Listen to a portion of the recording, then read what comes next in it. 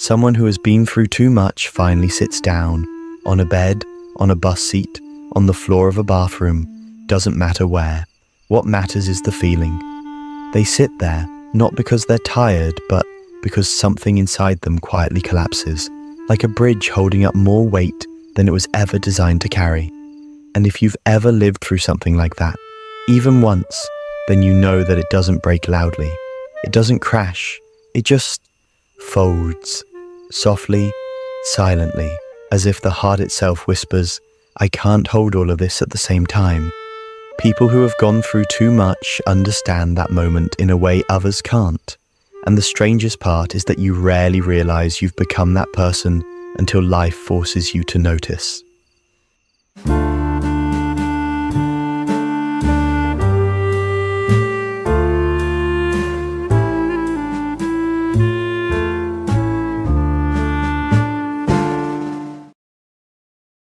Someone asks, why are you so calm about things that should bother you? And you don't know how to explain that it's not calmness. It's not peace. It's the quiet numbness that grows when your mind has been stretched far beyond what it was designed to process. It's the stillness that happens when your emotions have run too many marathons without rest. Most people think resilience means strength, but resilience for people who have gone through too much feels more like a survival instinct. Something you do because you had no other choice. And because of that, you carry a psychology that others can sense even if they can't describe it. There is a gravity to you, a depth behind your eyes, a softness in how you listen, a heaviness in how you pause before answering questions. You learn to fold your emotions into shapes that fit into the corners of your mind. You learn to keep walking even when your inner world feels like a storm. And there's something almost paradoxical about it. People who have gone through too much often appear wise, calm, mature, thoughtful. They seem like the ones who have it together. But if anyone could open up their internal world, even for a moment, they would realize that this maturity wasn't earned. It was forced, not developed but extracted, not chosen but required. Some people grow because they're nurtured. Others grow because life refuses to give them the version of childhood or youth that everyone else seems to have. And when you've lived through more emotional weight than your body was ever meant to carry, something happens to the way your mind forms itself. Psychologists refer to it, in part, as emotional overcompensation. When someone's nervous system has been overwhelmed too many times, it begins to reorganize itself. Not perfectly, not gracefully, but desperately. It adapts through hyper-awareness. It adapts through emotional bracing. It adapts through anticipating the worst even when the worst is not coming. If you've ever wondered why you overthink so much, or why you scan for tone changes, or why you feel the need to prepare for problems that haven't happened, this is why. Your mind learned that uncertainty was dangerous, so it built defenses you never consciously asked for. And even if you heal, even if you grow, remnants of those defenses linger like old architecture underneath a renovated building. People who have gone through too much often carry an invisible curriculum. They know how to read silence. They know how to sense tension before anyone else feels it. They know how to step around conflict the way someone steps around broken glass. They know what it's like to calm others while their own heart is trembling. They know how to make themselves small in moments when attention feels unsafe. They know how to recover quickly from disappointment because life never gave them the luxury of falling apart. They develop emotional reflexes that others mistake for personality traits, but they're not personality traits. They're survival traits, learned responses, psychological autopilot scripts wired into the nervous system. And they often start early. Research in developmental psychology shows that when someone experiences prolonged periods of stress, uncertainty, or emotional overload, the brain recalibrates.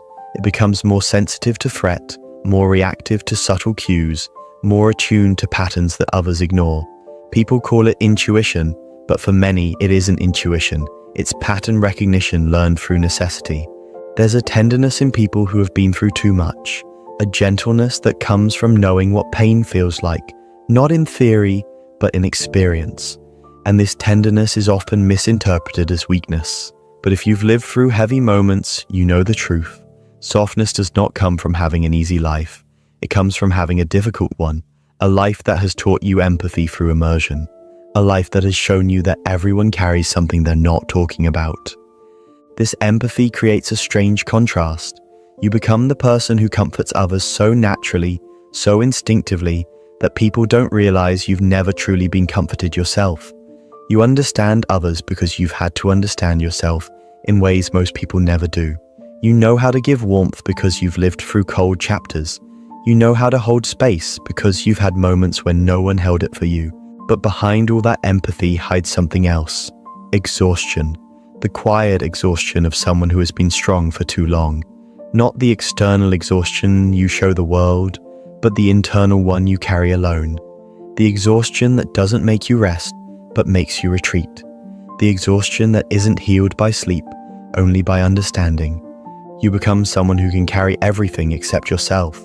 Someone who can take care of others but struggles to ask for help. Someone who gives clarity but lives with questions. And it's not because you don't trust others, it's because your mind learned early on that relying on someone else was unpredictable. And unpredictability for someone who has gone through too much feels like the beginning of instability. People often wonder why individuals who have gone through too much become emotionally independent to the point of isolation. But independence for them isn't confidence, it's protection, it's a shield. It's the safest option in a world that has felt unsafe too many times. They learn how to self-soothe, self-analyze, self-correct, self-carry, not because they want to, but because they had to. And that creates a pattern. The outside world sees someone capable, composed, grounded. The inner world knows someone tired, sensitive, quietly overwhelmed. And this duality shapes their psychology in profound ways. They become familiar with emotional contradictions. They can be open yet guarded, caring yet detached, present yet distant, hopeful yet cautious, emotionally rich yet selectively expressive. People who have gone through too much don't avoid vulnerability because they dislike it. They avoid it because vulnerability has historically come with consequences: disappointment, misunderstanding, emotional imbalance. They learn early that vulnerability is not a shared experience, it's a risk. And because of that, they open up slowly, carefully, deliberately. They reveal themselves in layers, not out of manipulation, but out of self-preservation. But here's the truth that almost nobody tells them. Nothing about them is broken. Their reactions make sense. Their caution makes sense. Their depth makes sense. Psychological adaptation is not a flaw. It is a response to circumstances. The mind is a storyteller, and when someone has lived through too many difficult chapters, their psychological narrative becomes more complex. Their emotions become nuanced. Their internal world becomes layered with meanings others cannot see. And yet, despite everything, there is something profoundly beautiful about the psychology of people who have gone through too much. They are often the ones who love quietly but deeply. They appreciate small kindnesses more than grand gestures. They notice details others forget. They cherish moments of peace because they know what chaos feels like. They value emotional sincerity because they've seen the cost of pretending. And one of the most remarkable traits they carry is this: they continue, no matter what, even when their heart feels heavy, even when their mind feels tired, even when their future feels uncertain.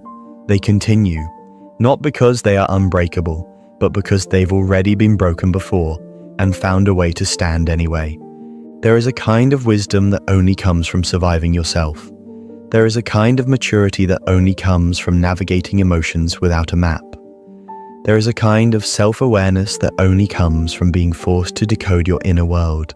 And people who have lived through too much carry all of this inside them, like unspoken chapters of a book they never meant to write. But here's the part most people never notice. Underneath all the survival instincts, all the emotional reflexes, all the maturity, all the depth, there is still a part of them that wishes life had been easier. Not perfect, just gentler. A version of life where they didn't have to grow up so quickly. A version where their nervous system wasn't trained to brace for impact. A version where they didn't have to be the strong one all the time. And yet, even without that easier version of life, they continue to move forward. They continue to show up.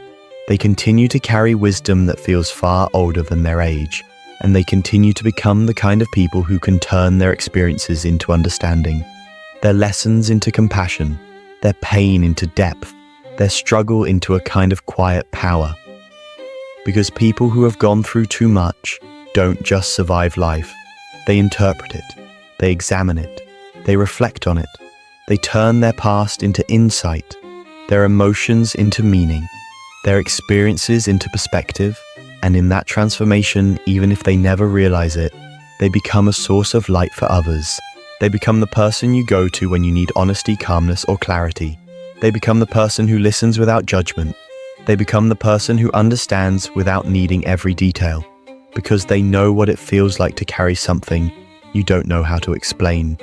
They know what it feels like to hold emotions that don't have words yet. They know what it feels like to want someone to understand without asking you to relive the entire story. And that is where their unique psychology becomes not just a reflection of their past, but a gift to the world. There is a moment, quiet, almost unnoticeable, when someone who has gone through too much begins to realize that they see life differently than others. It doesn't happen suddenly. It happens slowly, through small observations. You notice that the things that make other people panic barely shake you. You notice that the things that make others excited feel muted inside your chest. You notice that your mind is always 2 steps ahead, analyzing possibilities, preparing for outcomes, bracing for emotional ripples before they arrive.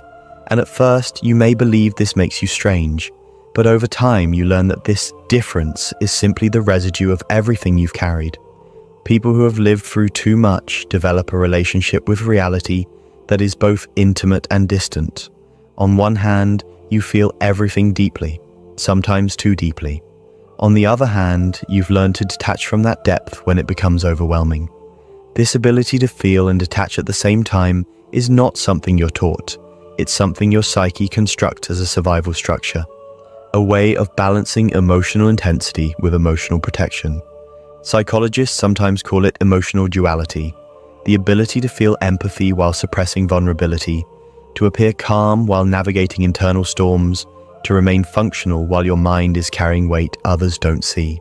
And this duality shapes the way you move through the world in ways you rarely notice. You become someone who hesitates before happiness, someone who analyzes comfort before trusting it, someone who quietly asks, "Is this real?" even when things are going well. Not because you're negative, but because your brain has memorized the pattern that good moments were often followed by difficult ones. And even if life changes, even if your circumstances improve, your nervous system doesn't forget easily. It still braces for the fall even when the ground is solid. This can make your relationships complicated, not because you don't care, but because you care with a depth that scares you. You fear losing people before they're even yours. You imagine the endings before the beginnings settle. You apologize too quickly. You forgive too easily. You stay silent about your needs because you don't want to be a burden. You listen more than you speak. You give more than you receive. And when someone finally asks, "What do you need?" you genuinely don't know how to answer because you never learned to think about your needs without feeling guilty. People who have gone through too much often develop a strange version of love. Steady, intense, quietly loyal, yet cautious. You don't love recklessly, but once you do, you love with a sincerity that feels rare in today's world. You notice the small things. You feel the emotional tone behind someone's words. You sense when they're hurting before they say it. You show up in ways others overlook, but that sincerity comes with a price. You are easily wounded, not by cruelty but by carelessness, not by hostility but by inconsistency, because inconsistency feels like the beginning of abandonment, and abandonment, even the subtle kind, awakens old memories in your nervous system. And this is what many people never understand. When someone who has gone through too much reacts strongly to something small, it's not the present moment they're reacting to. It's the echo of all the past moments where they felt unsafe, unprotected, unheard, or unseen. Their body responds to patterns even when the present is harmless. Their emotions shift based on associations that were formed long before they ever had the words to describe them. But instead of explaining this, they stay quiet. They hide their triggers. They mask their anxiety. They smile through discomfort. They prioritize harmony even when their own heart feels unsettled, because they fear being misunderstood. They fear being labeled too sensitive or too emotional. So they learn to keep their storms private. Yet here's the irony. These same people are often the emotional anchors for everyone around them. They give clarity, perspective, meaning. They are the ones friends come to with their deepest fears and most raw emotions, and they hold those emotions gently, compassionately, without judgment, because they understand. They understand in ways others don't. They've lived through things that forced them to become emotionally literate long before they were ready. And that emotional literacy gives them a strange kind of vision. They can see through masks. They can sense when someone is pretending. They can feel the tension in a conversation that others think is normal. They can tell when someone's "I'm fine" really means "I'm not okay." They can detect emotional shifts with the accuracy of a finely tuned instrument. And this can be both a gift and a burden. A gift because it allows them to connect deeply with people. A burden because it means they feel responsible for emotions that aren't theirs. They absorb too much. They internalize too much. They become healers without noticing. And healers, if they're not careful, become exhausted. This exhaustion shows up quietly, not through dramatic breakdowns, but through subtle withdrawals. Someone who has gone through too much won't always say they're overwhelmed. They'll simply become quieter. Their messages become shorter. Their laughs become softer. Their presence becomes lighter, as if they are slowly trying to disappear without alarming anyone. And when someone asks if they're okay, they smile and say, "I'm good," because they don't know how to explain everything swirling inside them.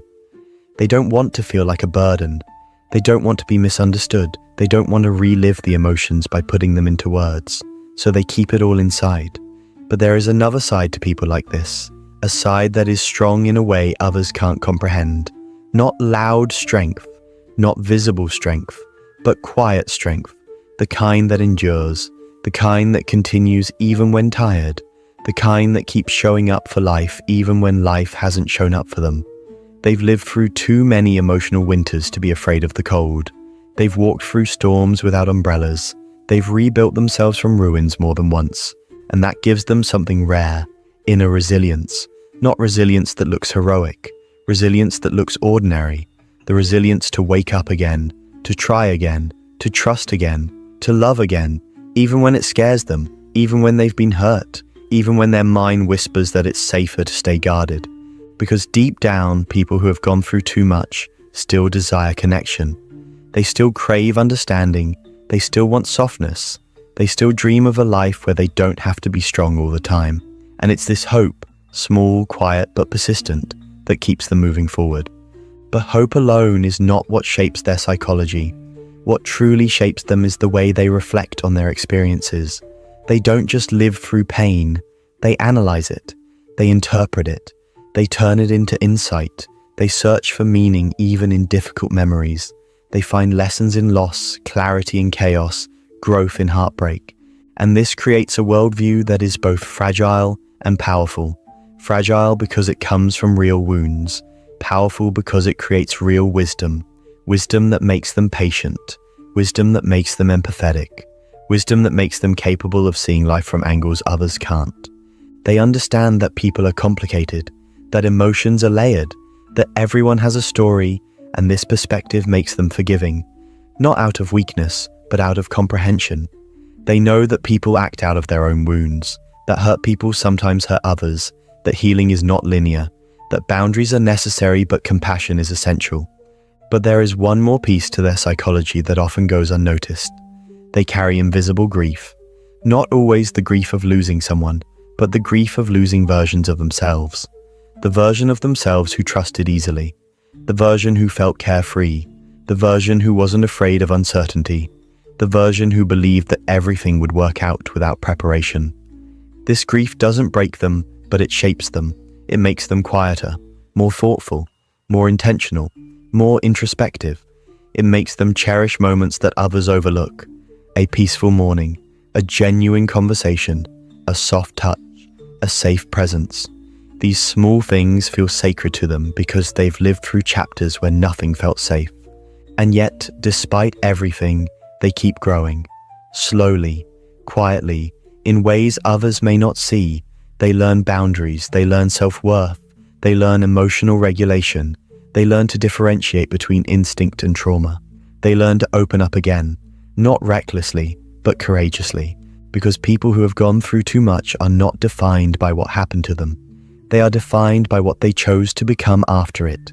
They carry scars, but they also carry wisdom. They carry pain, but they also carry compassion. They carry memories, but they also carry hope. And the more they understand their own psychology, the more they realize something liberating. They are not fragile. They are not weak. They are not damaged. They are adaptive. They are insightful. They are emotionally complex in a world that often prefers simplicity. They are sensitive in a world that often rewards numbness. They are thoughtful in a world that often embraces impulsivity. Their mind is not a battlefield. It is a testament to everything they survived, a testament to everything they learned, a testament to the depth that can grow inside a person when life has refused to be gentle. And maybe the most beautiful truth of all is this: any person who has gone through too much has the potential to become a lighthouse, not because they're perfect, but because they know darkness, not because they always shine, but because they understand how terrifying it is to be lost. And in understanding that, they become the kind of person whose presence feels like guidance, the kind of person who can offer warmth without asking for anything in return, the kind of person who turns pain into perspective and perspective into wisdom. They are the quiet ones who learn to live deeply, who learn to love slowly but fully, who learn to trust cautiously but meaningfully, who learn to rebuild themselves until their inner world becomes a place they can finally feel safe in. And if you are one of those people, if you've lived through too much, felt too much, carried too much, then maybe it's time you realize this. Everything you became wasn't accidental. It wasn't random. It wasn't weakness. It was adaptation. It was intelligence. It was emotional evolution. And now, even if you don't see it yet, you have become someone who is capable of creating a future far gentler than your past. Someone who can break old cycles. Someone who can build new emotional habits. Someone who can choose softness without fear. Someone who can choose love without losing themselves. Someone who can choose a life where strength is no longer a survival instinct, but a conscious, peaceful expression of who you are becoming. You didn't just go through too much, you grew through it. And that growth, even if it came from pain, is now your quiet power.